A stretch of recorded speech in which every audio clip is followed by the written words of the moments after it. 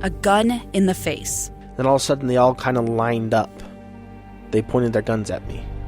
And this is the point where I thought, I'm going to die today. Started 2 years of horror for an American in Venezuela. They said, you need to give us your phone and get ready because you're coming with us. I'm Becky Bruce, and I spent a year researching and piecing together Josh and Tammy Holt's story about their ordeal in a notorious prison. That's when everything started to turn bad. We had another pound on the door. Boom, boom, boom. And there was the police once again. You can binge all of the episodes of Hope in Darkness on kslpodcasts.com or wherever you get your podcasts.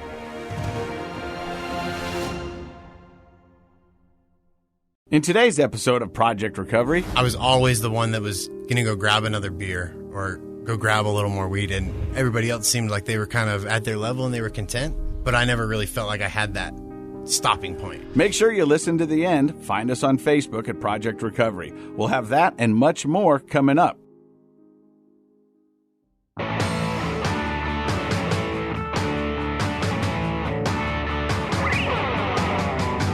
Hey, welcome to Project Recovery, a podcast about addiction. More importantly, it's about recovery, and it's brought to you by our friends at knowyourscript.org. A wealth of knowledge if you head on over there to knowyourscript.org. Whether you're talking to yourself, your doctors, or your kids about the opioid epidemic, you can find it there at knowyourscript.org. I'm Casey Scott. That is Dr. Matt. How are you, buddy? I'm doing great.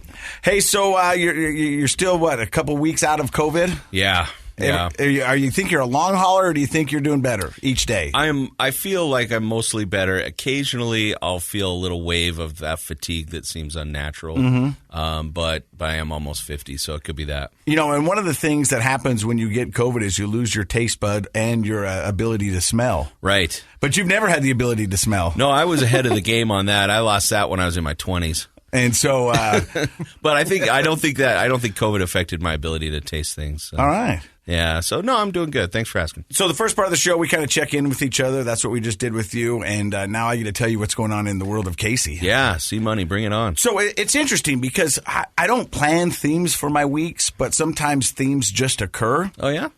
So last Sunday, we're at the lovely Leslie's. She's making a Sunday dinner. Nice. What'd you make? Mexican lasagna. Oh, Mexican lasagna. Yeah. Tell me about that. Instead of noodles, it's tortillas. Uh-huh. There's beans. There's meat. There's corn. There's cheese. There's some. I mean, it's amazing. That sounds really good. So afterwards, we're getting in the car. We're driving back to the house. I got all three kids in my car, and I very rarely have all three kids in the car because my oldest can drive now, and she's got a boyfriend, and she's kind of in those teenage years. Right. So I really cherish those times when we're driving because I get all three of them in kind of a confined space. A captive audience. You know? I love that too. And so we're driving, and I don't know how it comes up, and maybe it's the music or whatever, but Bowden, my youngest, goes, "Dad."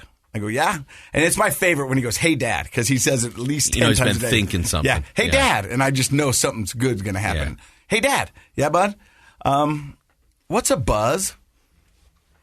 He wants to know what a buzz is. Okay. Like when it comes to alcohol and drugs. I was thinking haircuts for some reason. No. I don't know. Well, I host a podcast called Project Recovery. So it makes a little more sense. I knew where his head was. And she's like, "Hey, what's a buzz?" Yeah. You know, and then he wanted to know. And then we started this open conversation. Where did he hear that? I don't know. Just at school, maybe get a buzz on, or something. Or why would you do that? Why drink? And and maybe I said, well, to catch a buzz. Oh yeah. And he's like, well, what's a buzz? Yeah. And then I had the hardest time describing what a buzz was to a 10-year-old.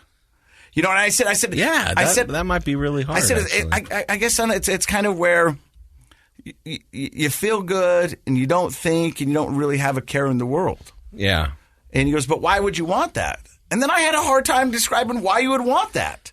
Because when you get old, life's hard. But a lot of people, get into it at young. And it got me thinking of, the last episode we did where, if you sat somebody down who was getting ready to try heroin for the first time and said, hey, the feeling's amazing. I'm not going to lie to you. The feeling's amazing.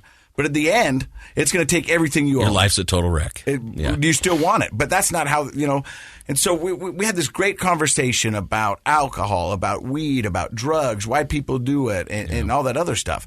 And it was just it was a good conversation. And I wasn't really prepared to answer a lot of the questions, but I did the best I could. Kind of off the cuff, right? Yeah. Actually, what's really cool about that conversation, and it sounds like the way you handled it, is in the old days, they the kind of the prevailing way to talk to kids about why not to use drugs and alcohol was fear-based. And it wasn't true, actually. They would say things like, oh, it's horrible for, you'll feel bad, and, lie about, and some of it's true, some of it's not true. But there was never an addressing the reality of the fact that initially drinking or smoking weed, doing drugs, there's a reason that people do it, and it makes you feel good. I think, personally, and I've read some things that back this up, it's better to give them the full picture and say, kind of like that, where you say, like, listen, you know what, there is a reason people drink, or there is a reason people smoke, and it makes them feel like this for a little while. But then all this baggage, all these consequences typically come with, and you can use yourself as an example. You're like, divorce, look at my life. Job, rehab. It wrecks your health. I mean, there's all sorts of things. Accidents are more common when you're high or drunk, all these kinds of things. But if you hold back on telling them the true stuff, then guess what happens? When they go to a party and they try a drink for the first time, they're lied to us. They're like, this is awesome. My dad was lying to me, What else is he lying about? Yeah, and then they don't figure out until they're experiencing those negative consequences that you weren't lying. You were just leaving out a big part of the story.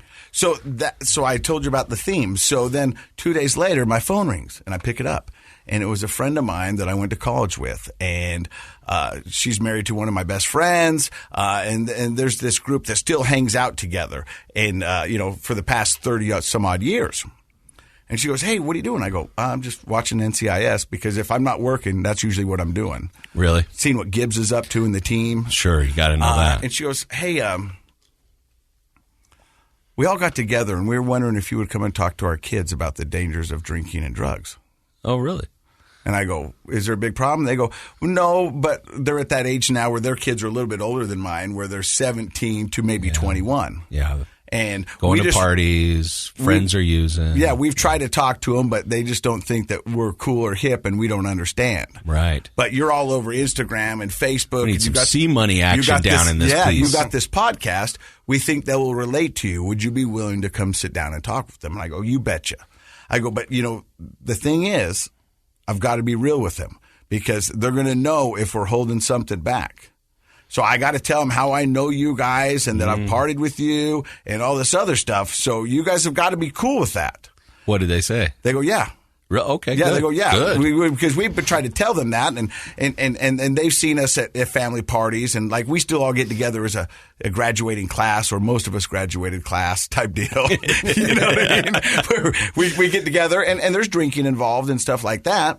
But they go, "I just think it would be really good to come from somebody who's had a certain amount of success and had it all taken away." Yeah, I mean, your story is maybe a little bit more interesting to them than whatever their parents would have to say. But I also think that they know, because I've been around these kids most of their lives, that they've seen both sides of it. And for me to sit down and go, "Well, this is the thing." Had they ever maybe seen you at your worst? Oh, I'm sure they have. Yeah. I mean, not at my worst, but in rare form. In rare form, okay. Yeah, you know what I mean? Where we got a little out of control, where that guy's bananas, Dad. Right. You know what I mean? That kind of conversation. Your friend Casey's a little goofy. Yeah. Right. And so I said, "You betcha, I will sit down and talk to him."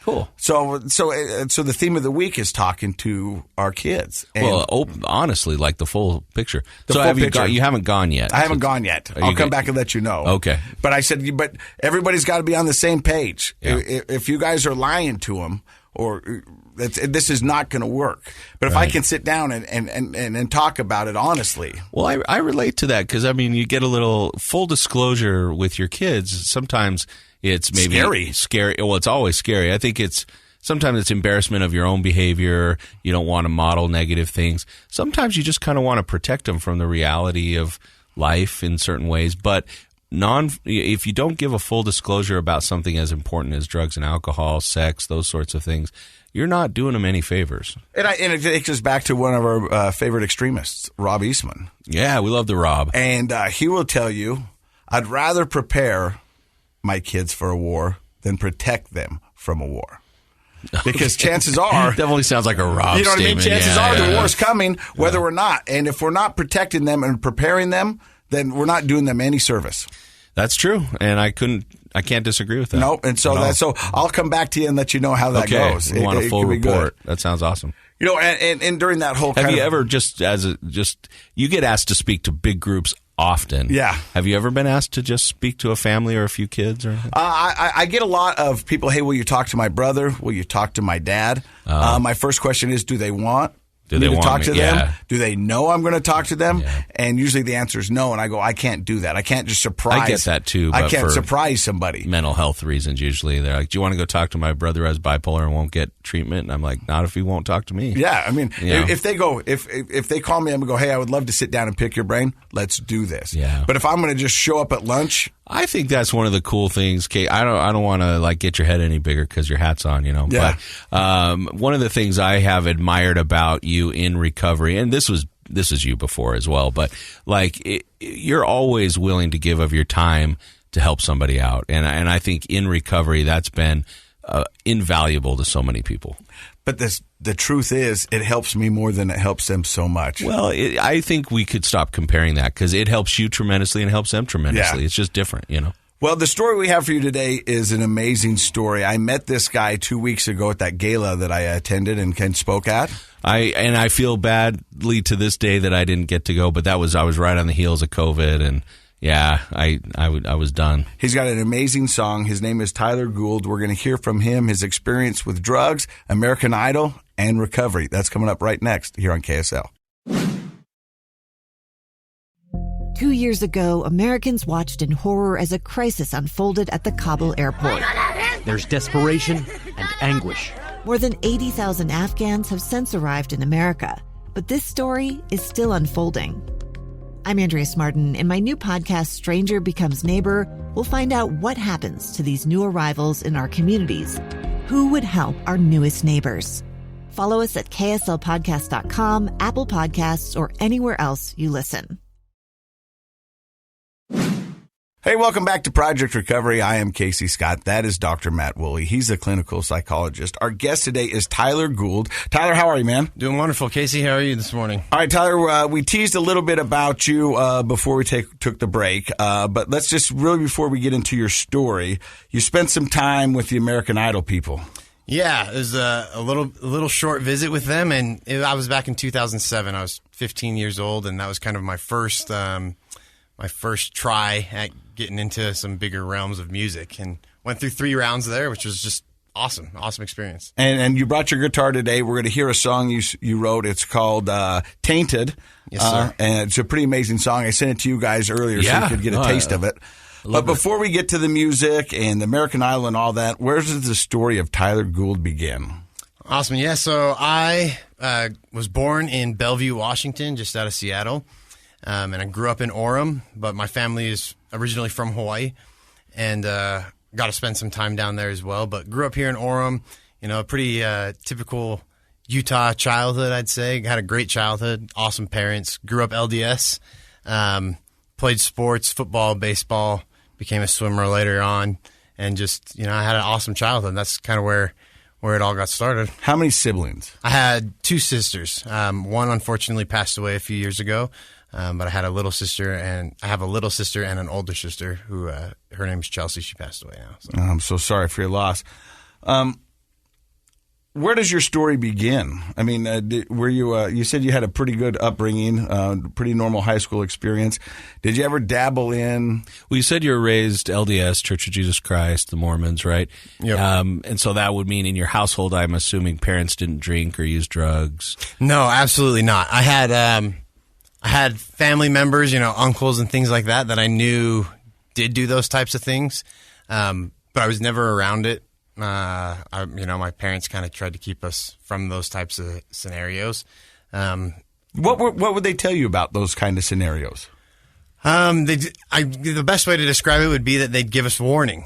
You know what I mean? I had a few uncles that maybe their lives weren't always put together in the best ways, you know, and they'd kind of they would share that the reason why that's happening is a lot due to, you know, drinking or drugs or those types of things. And I think it was really important for me that my parents never belittled them in any way, never put them down, never made it sound like they were less than, but that the decisions that they were making led to them having Trials? a hard time. Yeah, trials. Thank you. I was looking for the word. Well, that's pretty great because I think most parents are kind of like, hey, you don't want to end up like Uncle Frank, you know, and they do kind of put the family member down. But it sounds like in your family that they showed respect, but also maybe pointed out the reality of drugs and alcohol are taking a toll in this family member's life.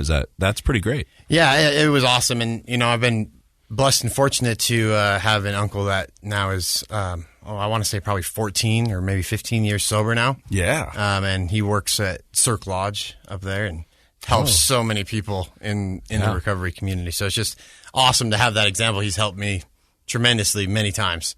So, you know, it's good to have family that has been able to support me through everything. So how much sober time do you have under your belt right now? Just a little over 2 years. Congratulations. That's amazing. Yeah, it's been awesome, man. But where does your story of addiction begin? So I'd say about 15 years old. At 15, I got kicked out of school, and I actually was not using any drugs, but I decided that I wanted to be an entrepreneur, and I had an old ADD medication sitting around, and I thought, hey, you know, someone told me that those were worth a little bit of money, and I think that was my first addiction a little bit, was kind of that rush of being sneaky and trying to make a little money. Well, someone told somebody, and I got been diagnosed with ADHD and had been prescribed medicine, and you hadn't been taking it, so it's just kind of sitting around. Well, they changed my dose, right? So then it was just sitting in the cupboards, and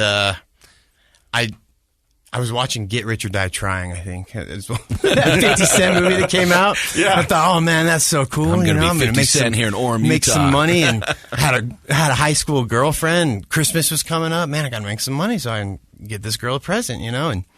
And that kind of, I think, started that snowball effect. Well, then they booted me out of school, and I was home doing packets, which is really where I fell in love with playing guitar, is when I had that time at home.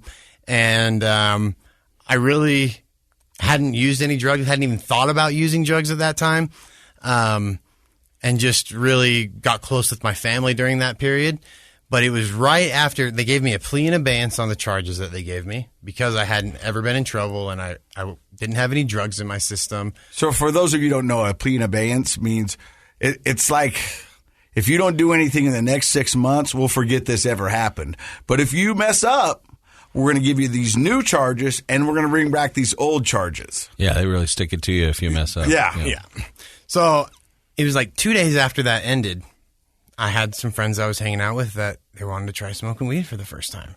Someone got some weed, and we decided to try that, right? And right after that, I think anybody that's an addict understands that feeling of the first time where there was just like a little shift in the way that I thought and the things that I wanted to do. And then, you know, the next weekend it was like we added a little bit of alcohol in there.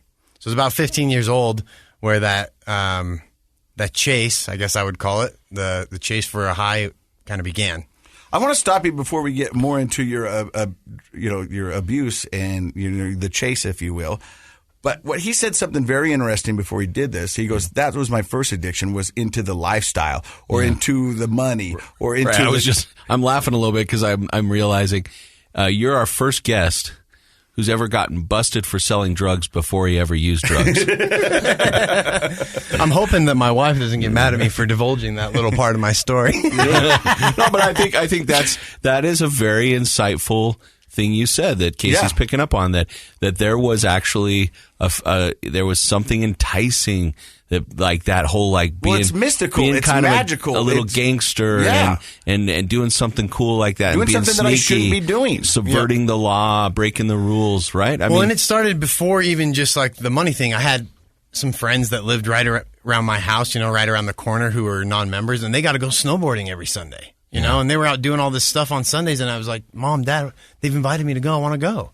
They wouldn't let me do that, right? And I just was like, I'm missing out on some things, and there's something in my head, or my uncles would come into town, and they'd all go stay up at my uncle's cabin, and I wanted to go with some of my cousins that were, you know, they were 10 or 12 years older than me, sure, but I still wanted to go. I'm like, why can't I go be a part of that? And because they're probably drinking up there or whatever, you know, and my parents were trying to protect me from being around that stuff, you know, at that age. But I always had this desire to want to do that, and I loved to be sneaky. I mean, you ask my mom or dad, I was always doing little sneaky things, and they always caught me, always. My mom That's could what just parents look do. at me Yeah. and know that I'm doing something, you know? Yeah. She's still that way. Like, I could never hide anything from my mom. My wife's even better at catching me. So 2 days after you end your plea in abeyance for the drug charges where you weren't actually selling drugs, but anyways, you smoke weed. You said your first time you felt it, something shifted in your body, the way you think, the way you felt, and what you wanted. The next week you added a little alcohol, and it sounded like after that it was some kind of just off to the races. Yeah, after that, it was like I dove head first into the lifestyle. You know, everything that they kind of thought I was doing that I got in trouble for started to become more of a reality. You know, I was doing all these things that people already had assumed that I was doing. And I think because there was that assumption that, oh, this kid probably is doing that stuff because you heard what happened, it was easy for me to just be like, well, I'll just embrace it. I mean, that's already kind Lean of into the it. label, right? I mean, yeah, I'll just embrace it full-heartedly. And when you're that age, there's something cool about being the bad boy, right? yeah, of course. And, you know, it got to a point where my parents told me, you know, I'm breaking all the house rules that you can imagine, right? Having my girlfriend over there, you know, past the time that she's supposed to be or whatever it is, you know, I'm sure they knew that I had, you know, substances in the home. And my dad and me started to argue a lot more. I didn't want to go to church. I didn't want to do this. I didn't want to do that. And he kind of got to a point where he said, and I love him for it because he was definitely trying to help me. And he's told me, you know, we've got a standard that we live by in this home, and you need to abide by that while you live in this house. And I said, well, I don't think I can do that, so I don't think I can live here. And he was like, well, you know, that's your decision. And I don't think he ever thought that You'd go I through was with it. stubborn enough, right? And so I took off, man. I took off, and it was not for very long at first. I went and kind of hung out at some friends' houses or whatever. And then when I had my first car, it was I can't remember what year. It was probably a 2001 Mazda 626. I ended up sleeping in that thing for a pretty good amount of time, man, and had a little camp stove and a gym pass. I'd go shower and whatnot. And eventually I ended up moving in with my uncle because it got a little bit too cold. But the back of that car, man, I birthed a lot of my songs and a lot of you know, who I became over time. How old were you when you said, okay, Dad, and you left? I was 16, 16 years old. And how did you feel? Close to like 17. Like in retrospect, obviously you recognize your dad was trying to help you and you love him for his efforts, which I think is a very, you know, that definitely shows you've processed that experience and whatnot. But how did you feel at the time, like when your dad's coming down with all these rules and stuff? I had watched him help my uncles through numerous things, right? And always seemed to be supporting them and trying to do that. And although I know now in hindsight that he was trying to do the same thing to me, and I wouldn't allow him to help me, right? Because I just didn't want to listen to anybody. At the moment, I felt like, what the heck, Dad? You know, or Mom, what? You guys can support them in this, but you can't support me. You can't accept me for who I am. This is who I am, you know, and thought my whole identity was wrapped into those behaviors. When, you know, in reality, that's not the case. But I don't think I ever blamed them or was upset or angry with them. But I had a lack of understanding. What was the hardest for me is, why am I this way?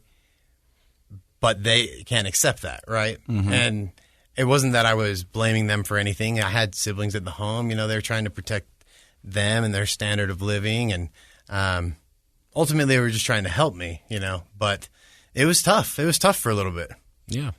Yeah, and part of that I think we can chalk up to being, middle teens, you're 16. It's kind of a rebellious, don't tell me what to do kind of time. It also sounds like maybe there was an aspect just of your personality. Like you said, you love to be sneaky, you love to push the limits, all that kind of stuff.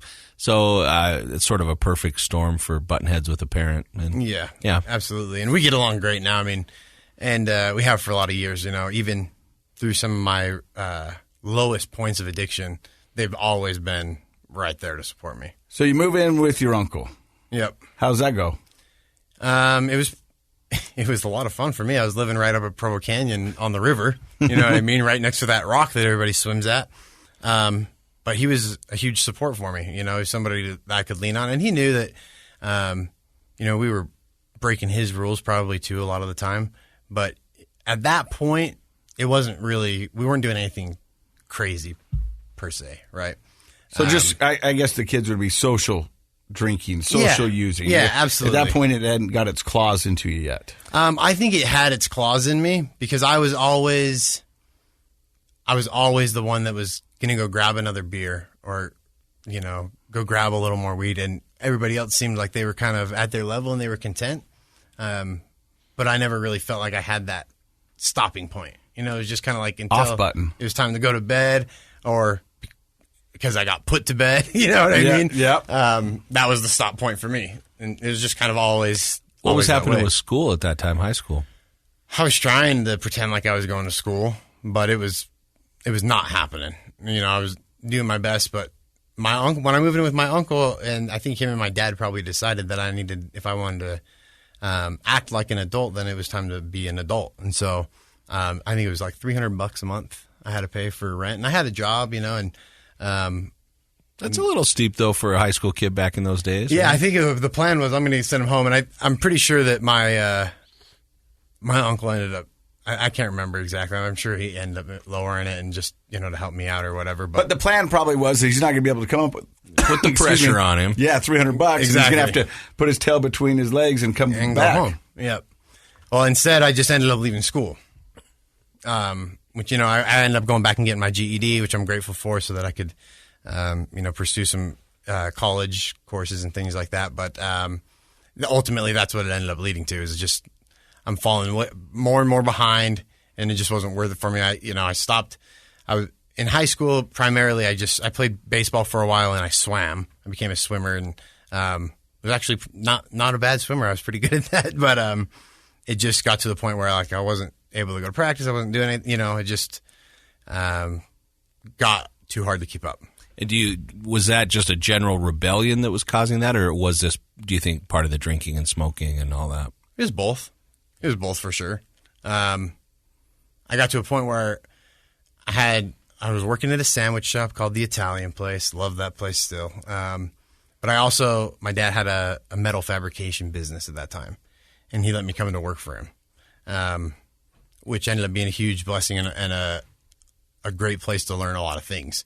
But I started making an okay, amount of money, especially for 16, 17 years old by that point. And I thought, man, school, what for, man? And then, it was like right around the time I was about to turn 18, I found out some friends were going to move out to California to sell alarm systems.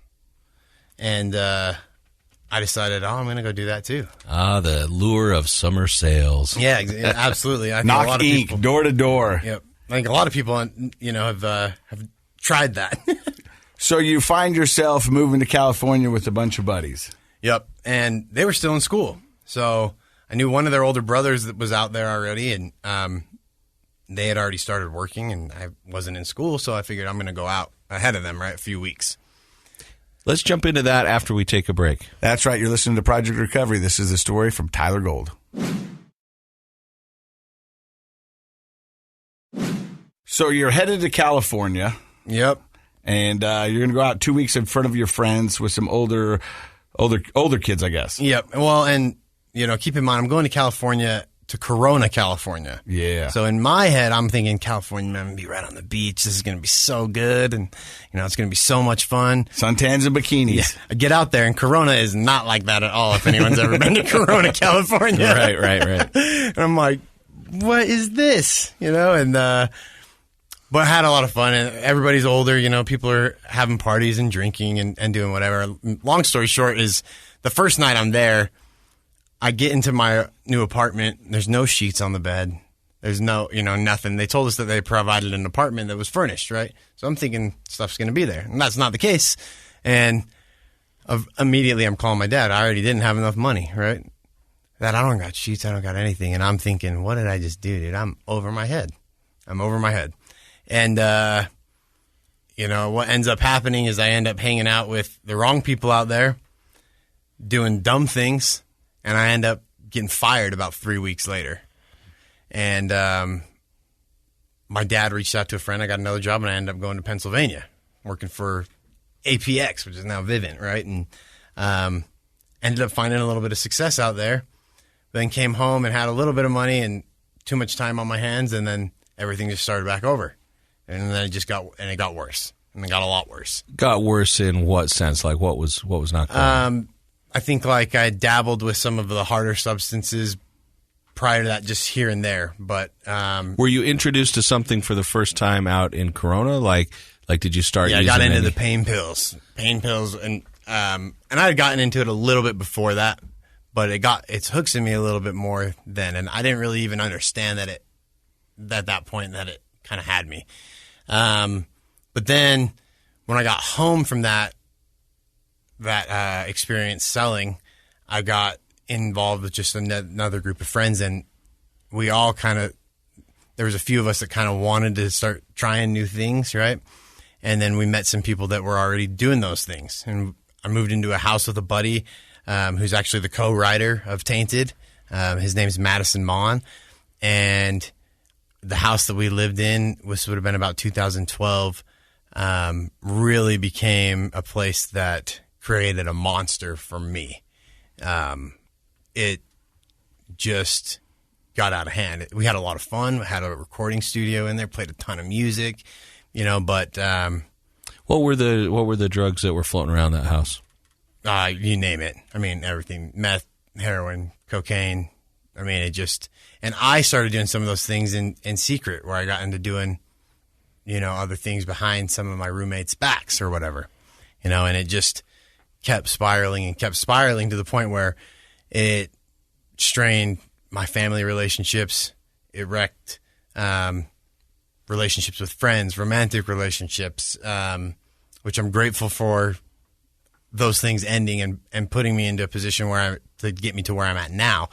I think 7 different times in and out of treatment centers. So you've been to treatment center 7 times? 7 times. I think I've probably finished maybe 3 times. What brought you to your first treatment center? Tell me about that scenario. So I was at a point where some things in my life had fallen apart. The situation that I was in just kind of crumbled. I had a job and I did something stupid. I got fired, and that created a ripple effect through my life. I'm just going to say, what did you do? Now, I don't want you to share anything that you feel embarrassed sharing. No, it's fine. But I know sometimes people just gloss over that, and it can be an important part of the story. I was getting sick, right? And I thought there was this person that came and paid part of a bill on an account, and we weren't going to close it out until they came and paid the rest. So there was just some cash sitting there, and it had been there for 2 months. So I thought, okay, I get paid in 4 days. I'm going to borrow some of this. You're getting dope sick. Yeah. Oh, okay. I'm going to borrow some of this cash, and then I'm going to go get feeling better, get my fix, and then when I get paid, I'll just put it back. It was your own personal payday loan. Yeah. Well, it just so happened that the next day, the manager decided to just close that account and write it off. So when he went to go get the cash and it wasn't there, they started looking at the cameras and they started doing all these things. And I actually went and I got the money and I put it back. And I said, hey, guys, I found it. It just fell behind the change box. You just weren't looking hard enough. Right. And they saw the whole thing on camera. And nonetheless, they let me go. Right. So after that happened, some other things came out.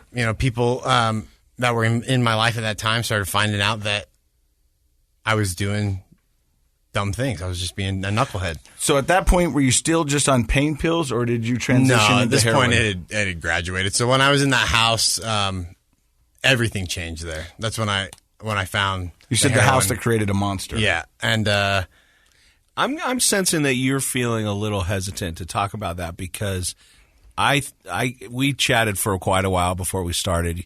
I can tell you're a really nice guy, a good person, and I think it's probably hard to think about the things you did that hurt other people in your lives or the dishonest behaviors. well, it's that, and then I've got kids now. I got stepkids that are older. They understand things. They know that I'm trying to be in the public eye and that I'm pursuing those things. And some of those things are details that like I don't feel in a public setting are so important. Right. But I mean, maybe they are, and if they are, then I can dive. No, I'm not that. trying. I'm just commenting on the fact that for a lot of people, that is one of the hardest parts of getting 100% good with yourself during recovery is also reconciling how could I, a really good person, a person who, feels positively towards others, have done these things. It's hard. And I know Casey's struggled with that. I think everybody we've brought on the show struggled with that. It's for sure. It's tough. And I just want to commend you for actually having a hard time talking about it because that kind of shows that that's not part of who you feel like you are anymore. That shows growth. That was my only comment. Well, I appreciate that. And it's not that I'm not ashamed of anything that I've done because it's brought me to where I'm at. That being said, I'm not ashamed of the actions that I've done, but I'm ashamed of the effect that it's had and the ways that I've wronged other people. I get that 100%. Because it just is not, at my core, anything that I had done in the middle of the storm, I'll call it, wouldn't be something that I would even entertain the thought of today or in my sober mind. It's just not a part of my my DNA. But when anybody that's used substances before, especially some of the little more gripping ones, they know that part of your DNA gets bypassed a little bit. That moral compass gets glossed over. Well, I like what you've said a couple of times, and that is that you don't regret those things because they brought you to where you are today. And that's one of the most healthiest. Yeah, that was. Don't look to me for grammar. I think I got a B+ and C in English or something. But it's such a healthy place to keep your focus because regretting the past. I mean, what can we do about it, right? And people who focus on the past have a lot more depression.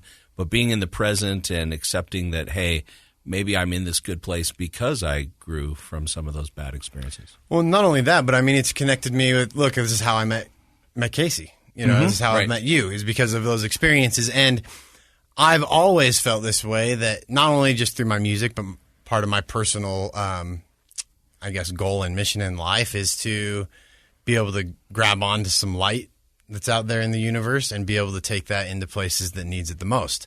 And I don't think I would be able to do that just by, if it would have been just me observing some of my family members struggle through those types of things, or my friends struggle through those types of things, because I wouldn't fully understand that pain and that struggle and that hurt.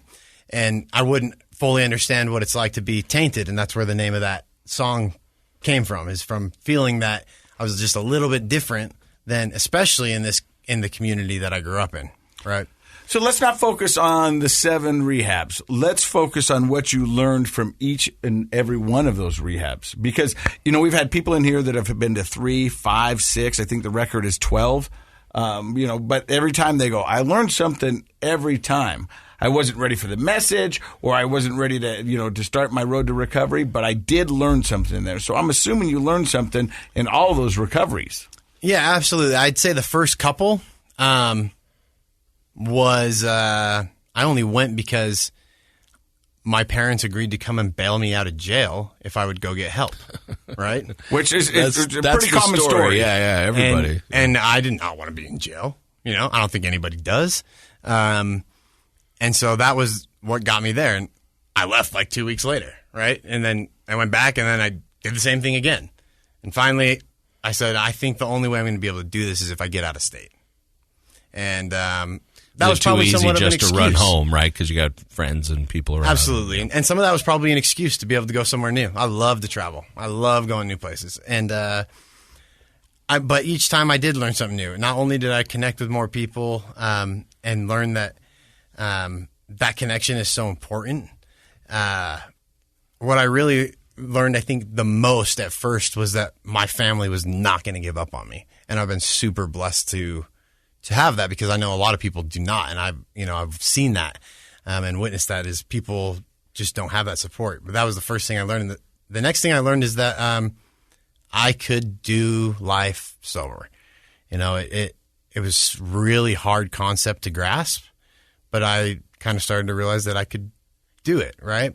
You could make the music. You could have the fun. You could, Yep. you know what I mean? That was, for me, that was one of the toughest blocks for me to climb, was, what does sober life look like? Because I'm not going to lie, I had a lot of fun partying. And I thought, well, I'm never going to have fun anymore. That's what sobriety, before I got sober, meant to me. I'm not going to have any fun anymore.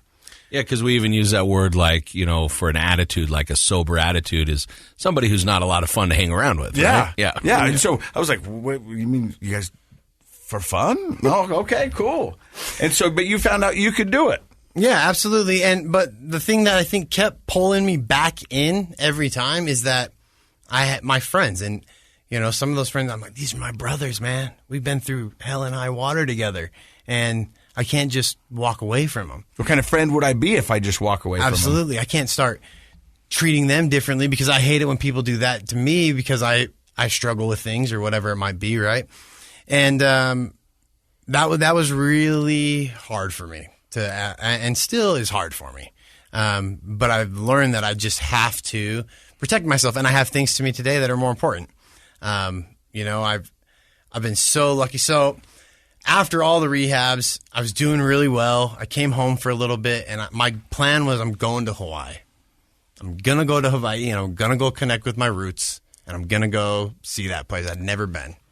And I thought, this is what I'm going to do. I had a cousin that was living there, kind of reached out to her. She kind of thought, this is what you'd need to come down and do this. She ended up coming here for a Young Living thing, and tells me, why don't you come back? At the time, I was doing pretty good. I was drinking a little bit here and there, but keeping things together pretty well. And but I was going to go to Fiji with my brother-in-law's mom to go help them do some stuff out there and just kind of get away, for a little bit and kind of get some time under my belt, essentially, right? That kind of fell through, and my cousin came about the same time that I found that out, and she said, why don't you come back to Hawaii with me? I said, okay, I got a little bit of money saved. Not a lot, but I got a little. And she's like, that's probably enough. Like, you can come stay with us for a while. I said, okay, perfect. I'm going. It was like the next week I was on a plane, and I was going to Hawaii. And my plan was to really go down there and connect with where my family's from, my dad's side, and to write music. I wrote a song back in high school called Simple Dreams. That was the plan to be my first album name, was Simple Dreams. I thought, what better place could I ask for than Hawaii to be able to write an album called Simple Dreams, right?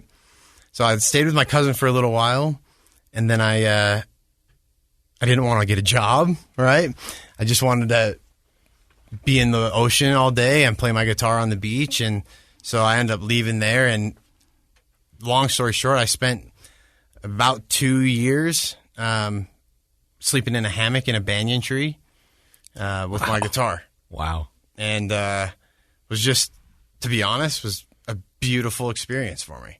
I think I always had that desire to kind of just live like that and to understand people from that point of view. And I kind of went there with initially the plan to see what it's like to live in a way that as Americans we're not accustomed to so much. Not most of us anyway. There are definitely some that have that struggle. Mm-hmm. But I wanted to see life through that point of view. I lived in my car, I'd done this, I'd done that, but I had family here to bail me out. I had this or I had that, that kept me a little comfortable.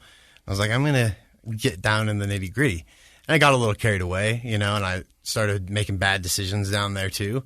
But it just taught me so much.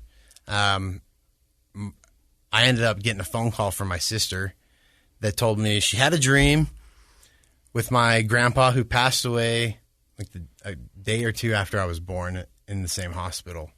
And that in that dream, she was told to tell me to just hang on, to not give up, to just hang on because things are going to work out in the way that you keep seeing them in your head.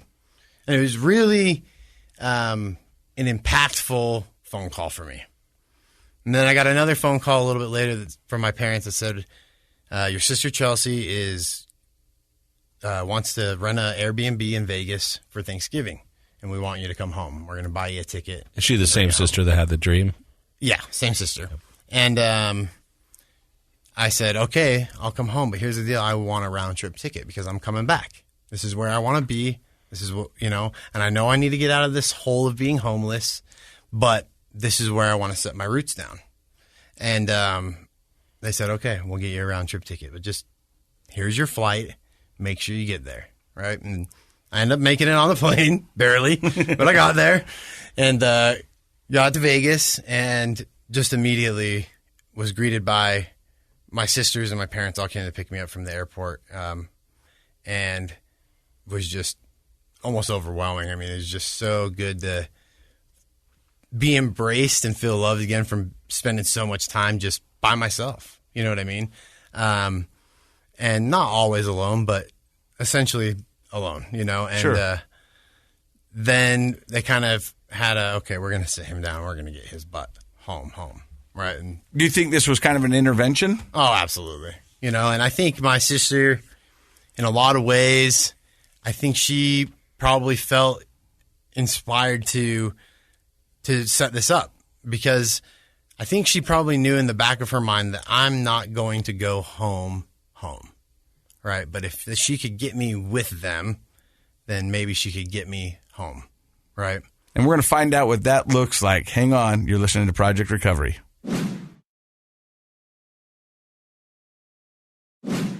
So your sister's job or thought was if I can get him to Vegas, I can get him home. Yep. And they sat me down and they told me, dude, what are you doing? You had some time under your belt. You came home. You were working hard. You were keeping things together pretty well. And you just kind of gave up on it. You just got too antsy. You went to Hawaii before we told you should. And you just kind of gave up on trying. And, I had every excuse that I could think of on why that wasn't the case. But ultimately, I told him, I think I'm ready to come home. My dad's like, well, I don't know if we're going to take you.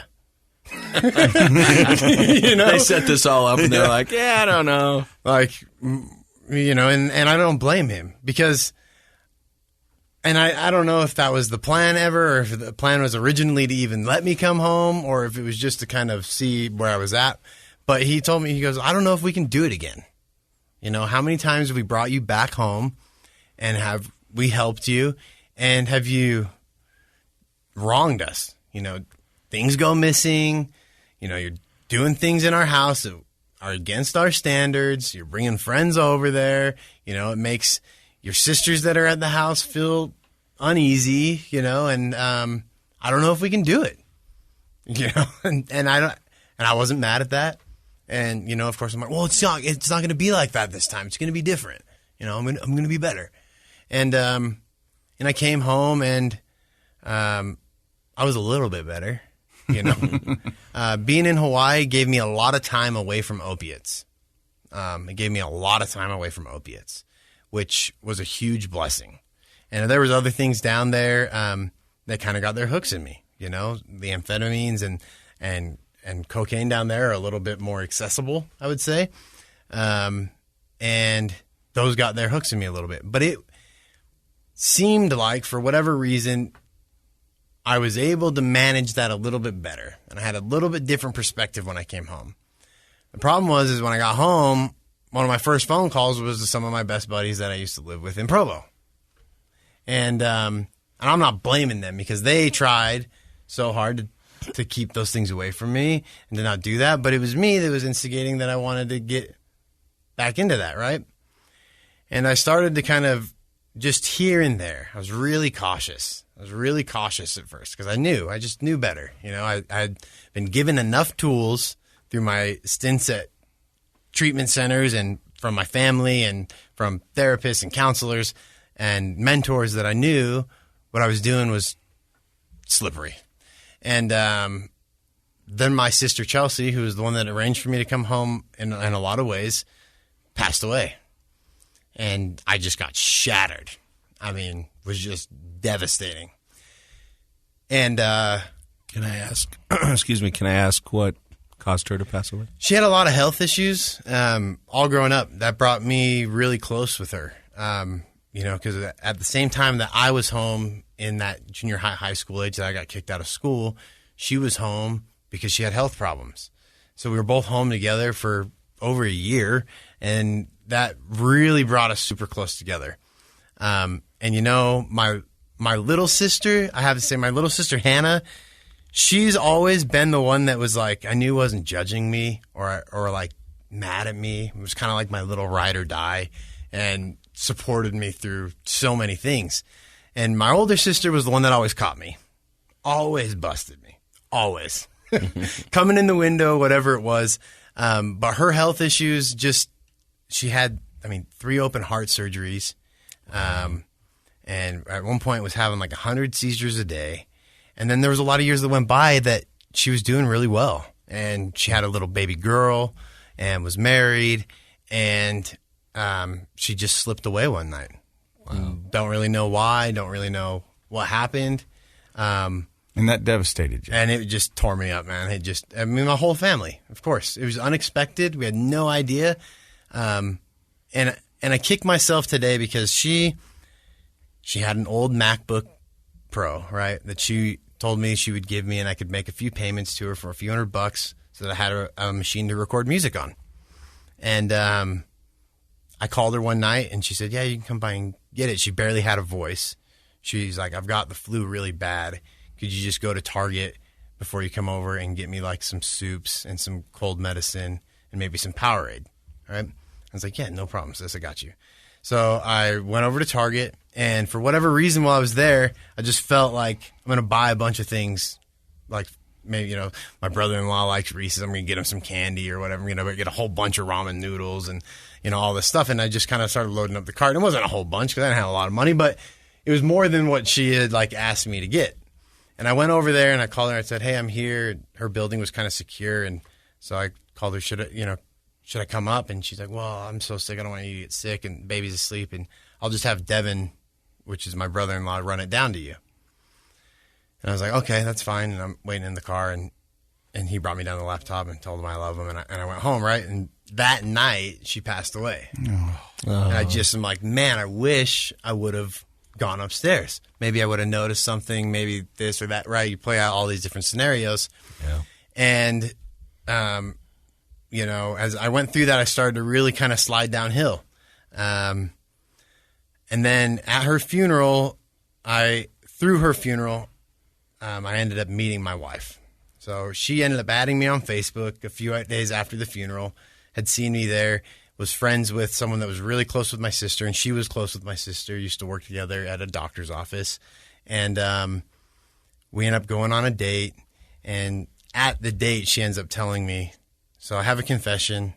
I knew your sister, and that's how, I kind of added you on Facebook. And when she added me, I just straight away messaged her. Because she was hot? She's beautiful, man. She's just so hot and gorgeous, And for whatever reason, I was just so intrigued, right?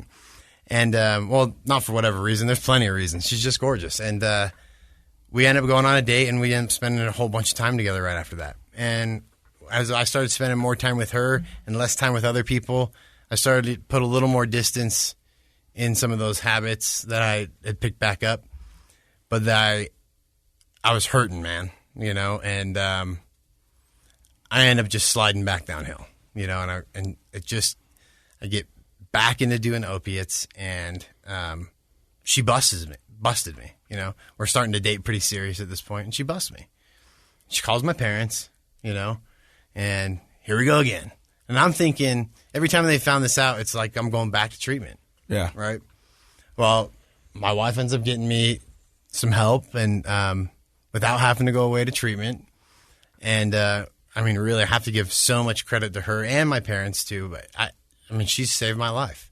She just didn't give up on me. You know, she gave me just enough trust to let me try and figure it out, and gave me enough time to figure it out, and gave me a few of the tools that I was just missing, you know, and we've got a beautiful life now together. You know, So you didn't go back to treatment, but I think it's interesting to know what you did do. Like, she gave you trust and she was supportive, but was there more to it than that? Here's the biggest difference for me in this time when I've gotten sober and every other time. The first thing is I was just so burnt out of the lifestyle. Sick and tired of being sick and tired. Absolutely. I mean, beyond, right? Even when I started to slip up again, I was like just in agony every time I'd slip, because I'm like, what am I doing, dude? I know better than this. I just know better. And I don't really want this, but I get it. But it's just burying other things that were going on, you know? And I think some of that was, the other thing was to just face head on that that's who I was, that I had problems with that, and that had been my coping mechanism for so many years, and I had to learn some other things. So I dove heavier into my music, and I dove heavier into my relationships, and I started working harder. You know what I mean? Instead of just working on music, I got a job, you know, and I started working. And I think the other thing that really was a huge shift is I started to see myself in a way that I felt that I deserved more than what I was letting myself have. I stopped letting these labels and all this negative energy just hang on me, and started remembering all the things that I envisioned while I was in Hawaii, and all the plans that I had made, and all these things, and realizing that I'm supposed to do those things, and I'm supposed to have those opportunities. And there's nothing wrong with that. And there's nothing wrong with the things that I've done, and it's just time to make a shift, right? And I tell people when I'm having hard days, you know, and little things here and there that just keep me safe. And I surrounded myself with people that wanted to help me and that I could trust, and I let them help me. I think humility was the biggest thing that made that shift for me, was I just finally got humble, and I just finally started to listen a little bit. Yeah. I think that's a big deal. Well, it represents a total shift in thinking about yourself, and I think you use the word humility or humble, but I think it's also just kind of a new reality. Like we've said it, I say it all the time, thoughts, feelings, behaviors, how you think about things has a direct influence on how you feel, and those feelings determine our behaviors, right? That's how we all live. And so that's all fine and good as long as the thought process is healthy and grounded. But Right. when we're off base, you know, when we have the addict brain in play, when we have the rebellious brain in play, then we end up doing things that aren't in anybody's best interest. And it sounds like through that relationship and the support that you were provided, probably also a culmination of being sick and tired of being sick and tired for a lot of years and all of those things, there was a real shift, and you became a much more grounded person who was willing to say, well, I should reach out when I have a bad day, and I should be authentic and honest with people. And that's brought you maybe more to a place of self-care than you had before. Well, when you think about it, at 16, he was living in his car, told his parents he couldn't live up to their standards, Right, live in their house, and he was going to go do it himself. I mean, we were all rebellious at 16, but I wanted to live in my bed. Yeah. And then he followed that throughout, the next 15 years, where he would, live 2 years by himself. Well, with his wife. I'm still processing the fact that you slept in a hammock for 2 years. Like, I mean, it was Hawaii. It wasn't I had Salt the Lake. setup, I'm telling you. Yeah, sounds pretty nice. I had a hammock. I had a shower head strung up on a hose up in a banyan tree with a little plastic pallet. I'd boil my water in a bucket and pull it up there on a pulley. I mean, I had a hot shower every day, man. It was you know how to live. I had the setup. But it took you. It takes a toll on a person after a Oh, while. yeah, all man. that It was just kind of only fun for about 3 weeks. unfocused living is exhausting, right? And so you dove back into your music. You got yourself a job. You got married, and recently you just brought a little baby girl into the world. Absolutely. So first I had the opportunity to be a stepdad, which has just been a huge blessing. And then, I got about 7 weeks ago, I got to bring a little girl into the congratulations. world. Yeah. That's exciting. And it's been a whole new thing. Someone asked me last night, how's being a dad and having a new baby? I said, well, I'm just trying to learn how to juggle. Yeah. Yeah. Let me ask you this. In recovery, and you've been to 7 treatment centers, so a big thing they talk about is your aftercare. Yep. So what does your aftercare look like? How do you plan on staying on this sober road? It's funny you ask that question, because what I was taught in treatment, to go to the meetings and to do all those things, I totally agree with. I think if that's what helps you, absolutely do those things, But I think you really have to find what works for you. To be perfectly honest, that path, the typical path for me, wasn't working. And maybe I'm a unique case, and I don't think that that's the case. I just think that I found people that I could get the same exact thing that I was getting at meetings from at my home life, from people that I connect with, from relationships that I have. It's more like I've put myself in a position where I can always be at a meeting if I need to with a phone call, and I think that you have to really dig deep, I think, and find what is going to work for you. What makes you fulfilled? What brings you joy? What makes you feel like you're fulfilling your purpose in life?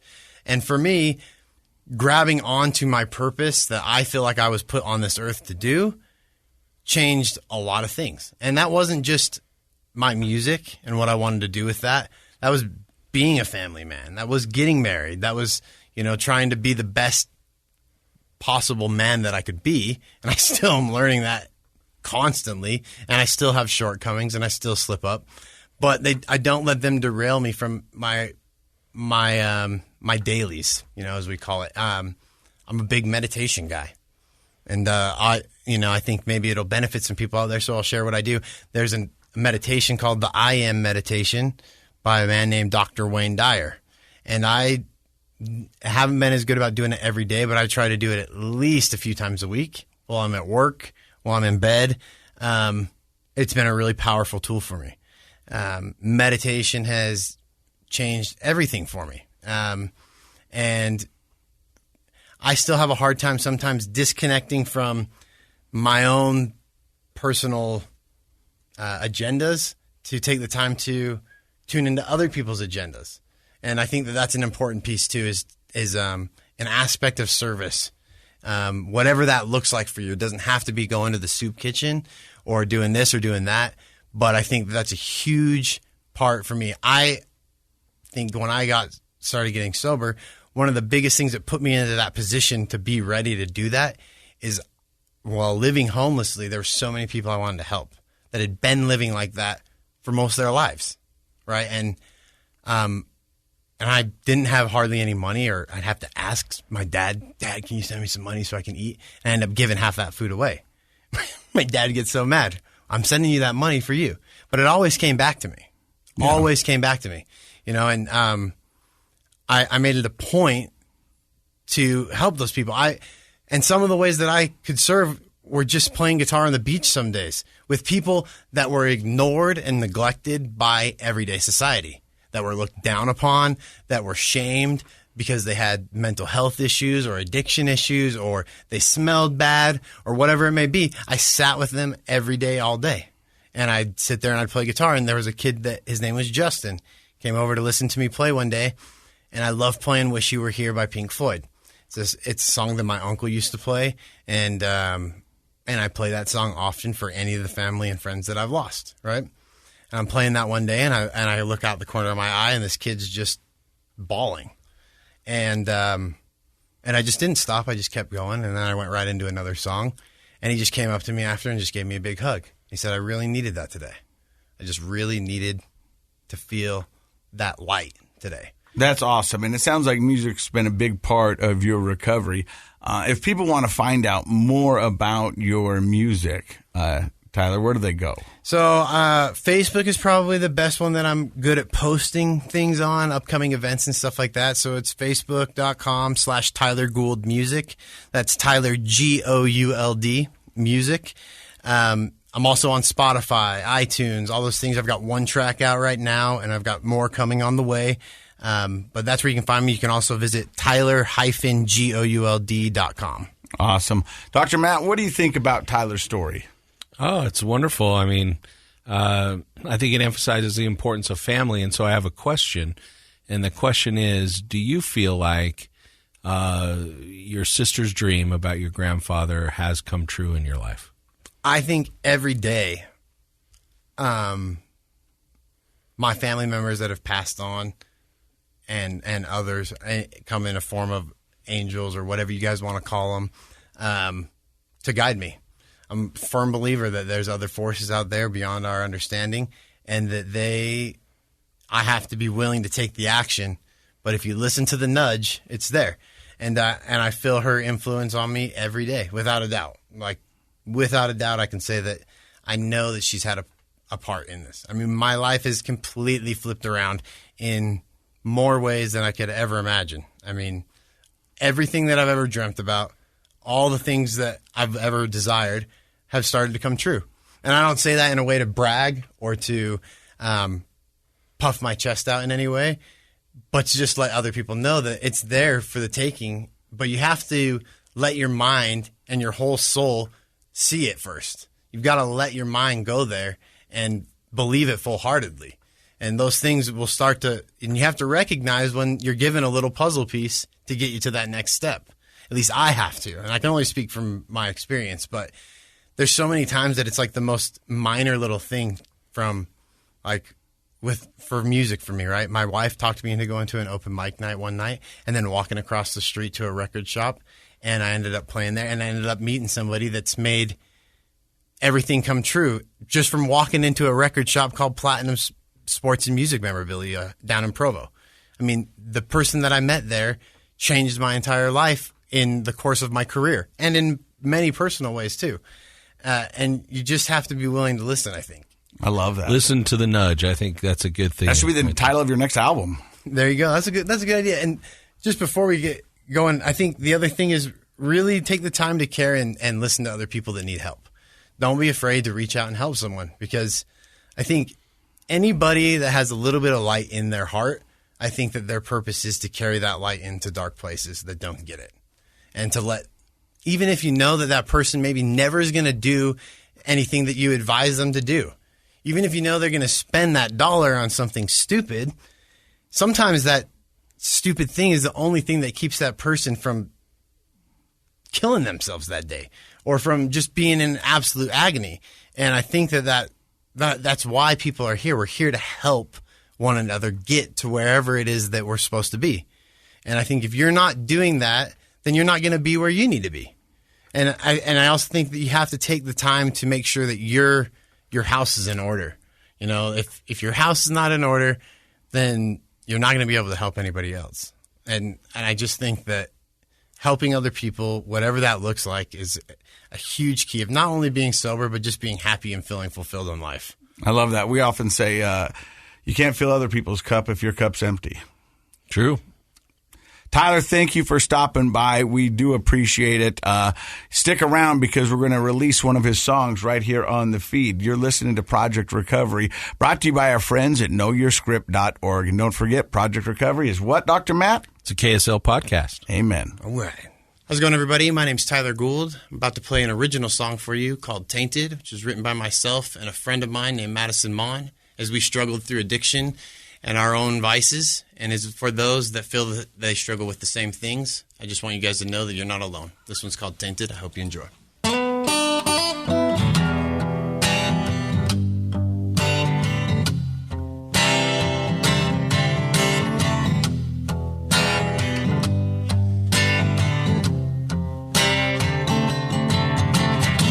Slow down, young child, you got a ways to go.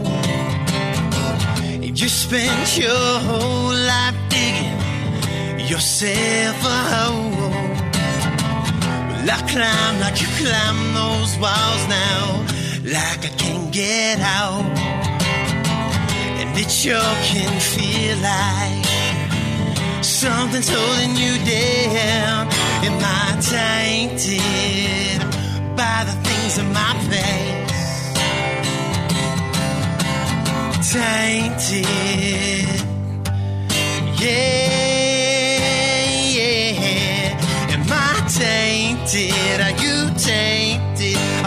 tainted, man. Tainted by the things of my past. Now why would you go and do the same as I? 'Cause it's no life when you get high just to get by, but I found myself doing it most of the time. I ruined my life with a pinprick. Think I learned my lesson when I lost my uncle to the same. Always the same old game. The scars on my arms rip her apart, and she can't sleep 'cause I can't sleep, and she knows that I've been coming out hard. I kick and I push, go back to my bush, and there's no limit to the things that I push. Yes, I'm on one,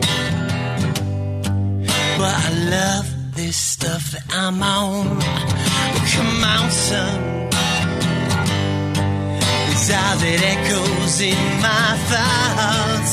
Well, I'm tainted by the things of my past. Tainted, yeah. Am I tainted? Are you tainted? Are we tainted, man? Tainted by the things in my past.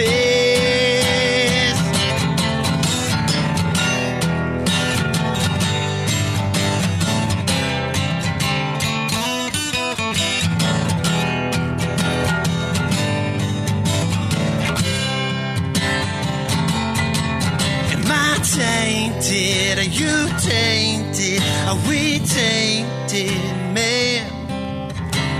Tainted by the things in my past.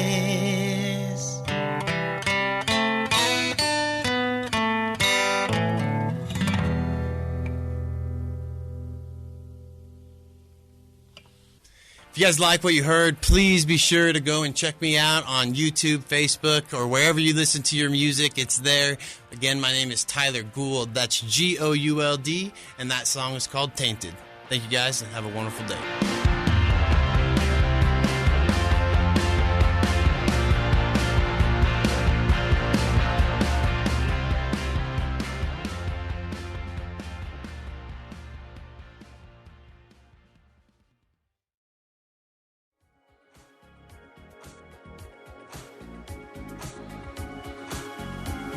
The contents of this program are for informational purposes only. The program is not intended to be a substitute for professional medical advice, diagnosis, or treatment. Always seek the advice of your physician, licensed therapist, or other qualified health provider with any questions you may have regarding a medical condition. Never disregard professional medical advice or delay in seeking it because of something you've heard on this program. KSL does not recommend or endorse any specific tests, physicians, products, procedures, opinions, or other information that may be mentioned on the program. Reliance on any information provided on the program is solely at your own risk. 2 years ago, Americans watched in horror as a crisis unfolded at the Kabul airport. There's desperation and anguish. More than 80,000 Afghans have since arrived in America, but this story is still unfolding. I'm Andrea Smartin. In my new podcast, Stranger Becomes Neighbor, we'll find out what happens to these new arrivals in our communities. Who would help our newest neighbors? Follow us at kslpodcast.com, Apple Podcasts, or anywhere else you listen.